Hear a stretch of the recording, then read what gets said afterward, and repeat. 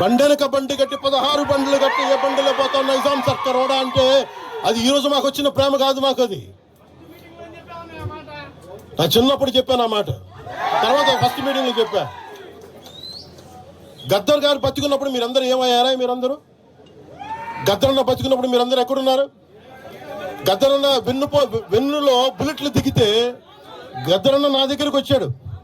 ఒకటి అడిగాడు ఆఫీస్కి వచ్చి, మన జర్నలిస్ట్ కాలనీలో ఉండే జనసేన ఆఫీస్కి వచ్చి, అరే తమ్మి నాకు బుల్లెట్లు దిగినీరా, నాకు వెనకాల నన్ను స్వేచ్ఛగా రే అని పిలుచుకునే అంత చనువు మా ఇద్దరి మధ్య. నాకు బుల్లెట్లు దిగినీరా ఈ వెన్నులో, నడవాలంటే ఇబ్బందిగా ఉందిరా, నాకు కార్లో పోవాలంటే ఆటోలో తిరగలేకపోతున్నా, ఒక అండంగా అడుగుతున్నా, హక్కుగా అడుగుతున్నా, బండి కొనివరా అంటే ఆయన ఒక 24 గంటలు 3 రోజుల్లోనో 2 రోజుల్లోనో బండి కొనిచ్చాను నేను ఆయనకి. ఇప్పుడు ఎందుకు చెప్తున్నానంటే ఆ రోజు నేను చెప్పుండొచ్చు, నేను చెప్పట్లా. మీకేం తెలుసు గద్దర్ గారి గురించి? మీకేం తెలుసు? మీరేం మాట్లాడతారు గద్దర్ గారి గురించి? బతుకున్నప్పుడు ఆయనకేం చేశారు మీరందరూ?